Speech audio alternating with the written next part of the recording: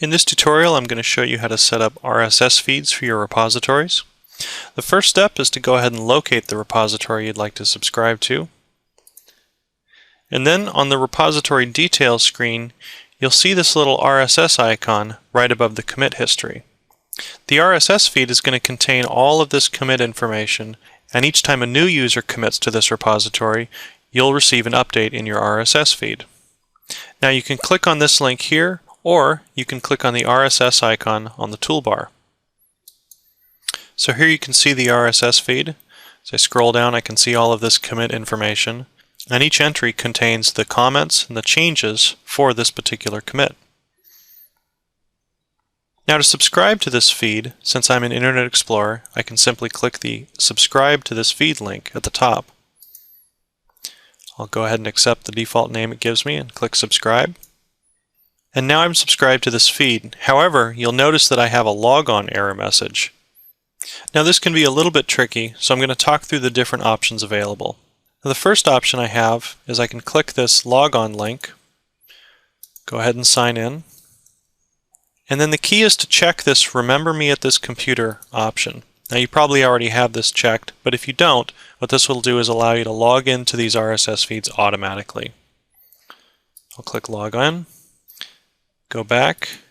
Now if I refresh this feed, it should log me in, and I can see the feed. Now this will work if you're using IE or some other web-based RSS reader that shares that authentication token across sessions for remembering your password. However, what if you're using something like Outlook? In that case, you need to take a slightly different path. Okay, here I am in Outlook, and you'll have to excuse me, I'm using Outlook 2010, but it should look similar to Outlook 2007.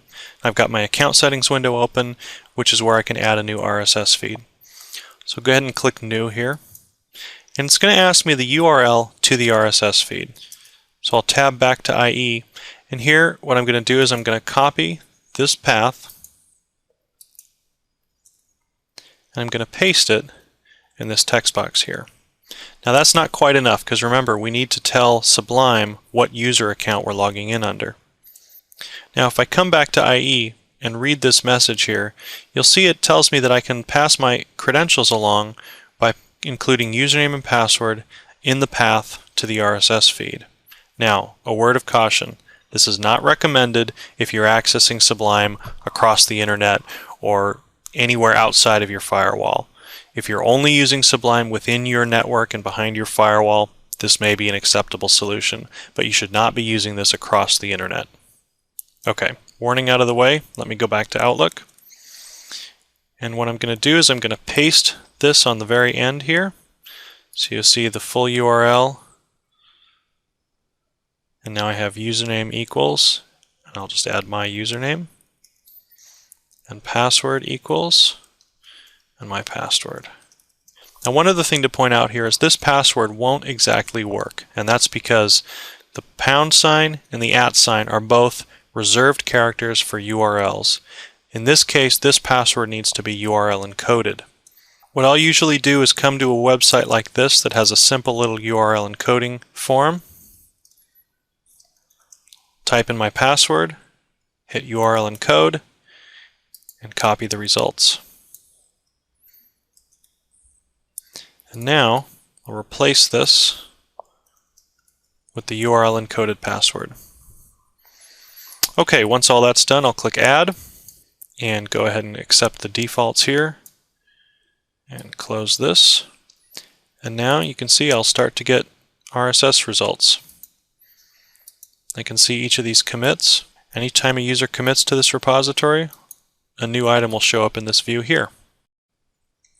Alright, now let's say you don't want to pass your credentials through the query string. There is one other option you can use, and that is to log into these RSS feeds anonymously, but that requires a couple of configuration changes. The first step is to go into the administration area, click on the security tab, and change the anonymous access level to full browsing. What this means is anonymous users will be able to log into Sublime and view repository contents and commit history for repositories that enable anonymous access. So I'll go ahead and click Save Changes. And the next step is to exit administration, go back to my repository, and edit permissions, and set anonymous access to read-only. Now what this means is anonymous users will now have read-only access to this repository, and they'll be able to browse the contents as well as the commit history. So let me go ahead and sign out, and you'll see I have a sign in anonymously link. I'll click that. Go back to my repository, and now you can see even though I'm logged in anonymously, I do have access to see this information. I'll click the RSS feed link. And now, when I look at this logon message, you'll see an additional option at the bottom. I can pass anon equals true in the query string in place of your username and password. Here I am back in Outlook, and I'll go ahead and add a new RSS feed. Again, paste in the full URL to that feed, and then I'll copy this anon equals true. Paste that on the end here.